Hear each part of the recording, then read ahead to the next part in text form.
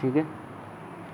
उसके बाद यहाँ पे बात करते हैं कि जैसे कि अगर मैं यूनिवर्सल ट्यूरिंग मशीन की बात करूँ तो अपन को क्या करना पड़ेगा, डिस्क्रिप्शन ऑफ ट्यूरिंग मशीन, यानी कि ट्यूरिंग मशीन में कितने स्टेट्स हैं, कौन सा इनपुट ले रहे हैं, यही तो सारा का डिस्क्रिप्शन है। अगर मैं लिखूँ डिस्क्रिप्शन की क्यू कितना है, क्यू नोट कौन सा है, फाइनल स्टेट कितनी है, उसके बाद ट्रांजिशन कैसे कैसे उसका, तो ये सारा का सारा डिस्क्रिप्शन दे दूँ। उसके बाद इनपुट स्ट्रिंग अगर मैं दे दूँ यूनिवर्सल ट्यूरिंग मशीन को, तो यूनिवर्सल ट्यूरिंग मशीन भी बिहेव करेगी जैसे कैसे करेगी जैसे कि ट्यूरिंग मशीन कर रही है। ट्यूरिंग मशीन भी सेम आउटपुट देती है, जैसे कि होल्ड करेगी, एक्सेप्ट करेगी, होल्ड करेगी, रिजेक्ट करेगी या फिर लूपिंग करेगी। तो अपन को सिंपली अपन को क्या करना है कि यहाँ पे यूनिवर्सल ट्यूरिंग मशीन जो होती है उसको इनपुट क्या चाहिए, description of Turing machine plus input string. ठीक है, तो वो भी एक ट्यूरिंग मशीन की तरह बिहेव करती है। अब ट्यूरिंग मशीन क्या होती है कि हार्ड वाइड मशीन है। ठीक है, अपन इंडिविजुअली हर एक के लिए मतलब उसको डिजाइन करेंगे। ये प्रोग्रामेबल ट्यूरिंग मशीन होती है। जैसे कि अगर मैं यूनिवर्सल ट्यूरिंग मशीन की बात करूँ तो प्रोग्रामेबल क्या होता है, जैसे कि यहाँ पर डिस्क्रिप्शन की बात करें प्लस इनपुट स्ट्रिंग की बात करें, अपन के पास कोई एल्गोरिदम है, अगर उसको कंप्यूटर पे फिट कर रहे हैं, उसके बाद क्या कर रहे हैं अपन, जब उसको रन कराएंगे या एग्जीक्यूट कराएंगे उसके बाद वहाँ पे अपन को क्या करना पड़ेगा, इनपुट भी देना पड़ेगा। तो इसका मतलब क्या है कि अगर मैं 2+2 अगर मेरे पास कोई नंबर है उसको ऐड करना चाह रहा हूँ, तो उसके लिए सबसे पहले अपन ने क्या किया कि एक एल्गोरिदम लिखा, एक एल्गोरिदम लिखने के बाद उसको फिट किया। ठीक है, तो ये डिस्क्रिप्शन दिया, उसके बाद अपन ने क्या किया, अब फिर जब जैसे एग्जीक्यूट कराएंगे, कंपाइल कराएंगे, तो रन फिर देन रन कराएंगे, रन टाइम पे क्या करना पड़ेगा आपको, वो इनपुट मांगेगा तो इनपुट देना पड़ेगा। तो उसी तरीके से बोल रहे हैं कि इनपुट ये प्रोग्रामेबल ट्यूरिंग मशीन है, इसके कुछ सर्टेन प्रोग्राम्स हैं। ठीक है, it does one task execute one program. ठीक है, एक बार में एक ही टास्क परफॉर्म कर रही है, एक प्रोग्राम के लिए एग्जीक्यूट कर रही है एक ही task at a same time. ठीक है, it can do different types of task, मतलब बहुत सारे काम कर सकती है एक ही मशीन में।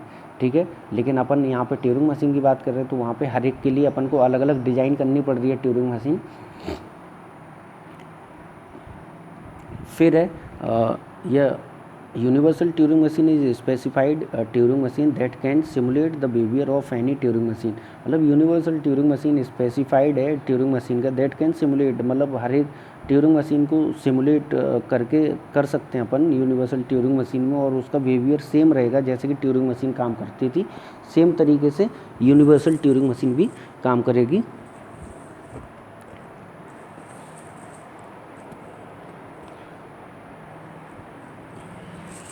टू डिज़ाइन अ यूटीएम, अगर मैं यूटीएम डिज़ाइन की बात करूँ तो we have to increase the number of read write head, अगर अपन को रीड राइट हेड इंक्रीज करने पड़ेंगे, dimensions of input types and adding a special purpose memory in basic model of Turing machine. अगर मैं डिज़ाइन करना चाह रहा हूँ यूटीएम यूनिवर्सल ट्यूरिंग मशीन, तो अपन को क्या रीड राइट हेड इंक्रीज़ करने पड़ेंगे, डायमेंशंस उसका बढ़ाना पड़ेगा इनपुट का। ठीक है, उसके बाद adding A special purpose memory in basic model, अगर मैं मेमोरी और बढ़ा दूँ उसमें। ठीक है, मेमोरी बढ़ाना मतलब कि अगर मैं टेप और यूज़ कर लूँ, 2 डायमेंशनल यूज़ कर लूँ, या फिर मल्टी टेप यूज़ करूँ, 2 3 4 जितना भी अपन कर सकते हैं। ठीक है, the problem with Turing machine, जो प्रॉब्लम क्या है ट्यूरिंग मशीन के साथ, कि different machine must be constructed for every new computation. जैसे मैं बार बार बात कर रहा हूँ कि हर एक के लिए, हर एक न्यू टास्क के लिए आपको नई मशीन डिज़ाइन करनी पड़ेगी या कंस्ट्रक्ट करनी पड़ेगी टू बी परफॉर्म। ठीक है, कोई भी टास्क को परफॉर्म करने के लिए अपन को इंडिविजुअल या फिर एक नई मशीन डिज़ाइन करनी पड़ेगी, that is for every input output relation. ठीक है,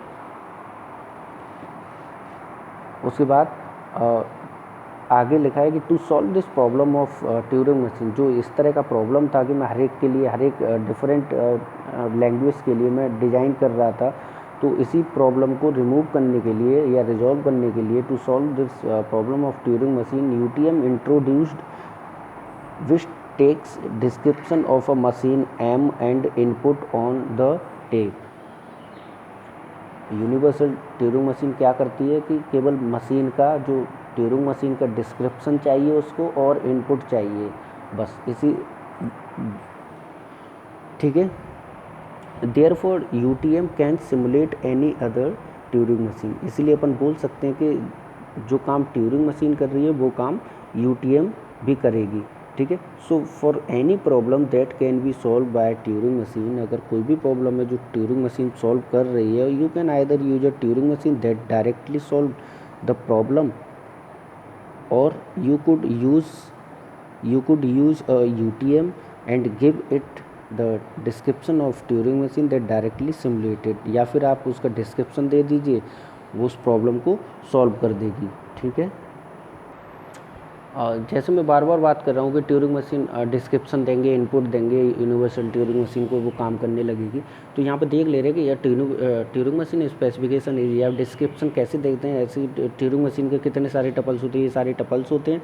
अपन क्या करेंगे, suppose Q is equal to अपन के पास A B C D 4 states हैं अपन के पास, क्यू नॉट इनिशियल स्टेट अपन के पास ए है, इनपुट अल्फ़ाबेट अपन के पास 0,1 है, टाउ सिंबल है 0,1, एफ फिजिकल टू अपन के पास फाइनल स्टेट की बात करें तो B, D है। तो ट्रांजिशन, यहाँ पे ट्रांजिशन फंक्शन कैसे काम कर रही है, ट्रांजिशन फंक्शन ऐसे काम कर रहे हैं कि ए पे मैं, अगर मैं ए स्टेट पे हूँ, इनिशियल स्टेट पे हूँ, 0 दे रहा हूँ, तो मैं बी पे पहुँच रहा हूँ, इसको मैं बंद कर रहा हूँ, 0 को, ये 0 को जो मैं रीड किया था मैं बंद किया, राइट ले लिया मैंने। सेम बहुत सारे और भी हो सकते हैं इसी तरीके से। तो मैंने कुछ आपको समझाने के लिए कि मैं डिस्क्रिप्शन की बार बार बात कर रहा था, मैं यूनिवर्सल ट्यूरिंग मशीन को बेसिकली क्या चाहिए, डिस्क्रिप्शन चाहिए और इनपुट चाहिए। तो इनपुट कैसे देंगे और डिस्क्रिप्शन कैसे देंगे, तो डिस्क्रिप्शन ये ट्रांजिशन है, ट्रांजिशन फंक्शंस हैं, ऐसे काम कर रहे हैं, एंड सो ऑन, बहुत सारे हो सकते हैं। देन ट्यूरिंग मशीन स्पेसिफिकेशन, देखिए अब कैसे देंगे, डिस्क्रिप्शन कैसे देंगे ट्यूरिंग यूनिवर्सल ट्यूरिंग मशीन को। तो सपोज मैं डॉलर यूज़ कर रहा हूँ सेपरेशन के लिए, जिससे मुझे पता चले कि ये अलग अलग सेपरेट है, सारे के सारे, ये डेलीमीटर यूज़ कर रहा हूँ मैं एज ए डेलीमीटर या सेपरेटर। तो डॉलर मैंने यूज़ किया, ए बी सी डी, ये 4 स्टेट्स थी अपन के पास, ये बताया कि स्टेट्स अपन के पास 4 हैं। उसके बाद 0, 1 मेरे पास इनपुट सिंबल्स हैं, इनपुट अल्फ़ाबेट है मेरे पास, टाउ टेप सिंबल्स हैं, यहाँ पे इनिशियल स्टेट ए है मेरे पास, उसके बाद एफ यहाँ पे बी डी, ये फाइनल स्टेट्स हैं। इस तरीके से मशीन का डिस्क्रिप्शन, ये टोटल डिस्क्रिप्शन हो गया मशीन का। इस तरीके से अपन ने सेट किया, वेयर ये अपन ने डीएफए में कोई नया काम नहीं कर रहा हूँ मैं डीएफए में भी बनाता था कि जैसे मेरे पास एक डायग्राम है तो मैं बता देता था कि वहाँ पे अपन के पास नंबर ऑफ़ स्टेट्स कितनी है, फाइनल स्टेट कौन सी है, इनिशियल स्टेट कौन सी है, ट्रांजिशन फंक्शन कौन सी है। तो वही डिस्क्रिप्शन होता है मैंने यहाँ पे। तो यहाँ पे लिखा है कि डॉलर इज अ डेलीमीटर। अब देखिए क्या कर रहा हूँ, अब इनकोडिंग कैन बी डन। मान लीजिए कि अपन को ये कोड अपन डिस्क्रिप्शन देना है, ये वाला डिस्क्रिप्शन देना है यूनिवर्सल ट्यूरिंग मशीन को। तो अब इनकोडिंग कैसे करी जाएगी, इनकोडिंग करी जाएगी, यानी कि मशीन तो 0, 1 के फॉर्मेट में समझती है। तो इनकोडिंग कैसे करेंगे, सबसे पहले सपोज मैंने क्या किया कि इनकोड किया इसको कि डॉलर को मैं 0000 4 डिजिट्स में मैं कंसीडर कर रहा हूँ। उसके बाद 0 को मैंने लिखा 0101। अपन इनकोडिंग कर रहे हैं, कुछ नहीं कर रहे हैं, ठीक है। मैंने बताया कि मैं क्या क्या लिख सकता हूँ, क्योंकि अपन को जब इस डिस्क्रिप्शन को पास करूँगा यूनिवर्सल ट्यूरिंग मशीन में, तो ऐसे तो नहीं लेगी वो मशीन, वो 0, 1 के फॉर्मेट में लेगी। तो अपन पहले ही प्री डिफाइन कर देंगे कि अपन का डॉलर का वैल्यू, डॉलर अगर है तो डॉलर को ऐसे कंसीडर करें, 0 की वैल्यू ये कंसीडर करी जाएगी, ए की वैल्यू ये कंसीडर करी जाएगी। तो उस तरीके से आप देख पा रहे हैं यहाँ पे कि मैंने एल के लिए ये कोड बना दिया, आर के लिए ये कोड दिया है, ये सारे के सारे कोड दे दिए। उसके बाद so the Turing machine gifts in previous page can be encoded as, अगर मैंने लिखा है यहाँ पे, मैंने लिखा है कि यहाँ पे आप देख पा रहे हैं डॉलर ABCD, $01, $01, A डॉट। अब इसको मुझे पास कैसे करना है, ये डिस्क्रिप्शन है जो यूनिवर्सल ट्यूरिंग मशीन में पास किया जाएगा। तो उसको देखिए, डॉलर की जगह मैंने ये रिप्लेस किया, क्योंकि अपन के पास ये वैल्यू है, डॉलर की वैल्यू 004 टाइम्स 0 है, तो डॉलर का वैल्यू लिखा। देन ए अपन के पास, तो ए की वैल्यू मैंने लिखा 01, ए का वैल्यू 000, यानी कि 3 टाइम्स 0 देन 1। फिर उसके बाद अपन के पास आ रहा था बी की वैल्यू मैंने लिखा 00100010। ये सेपरेशन मैंने कुछ नहीं, बाकी ये जो डिस्क्रिप्शन दिया जाएगा। देन अपन के पास जो इनपुट है मशीन को कौन सा इनपुट देना वो दिया जाएगा।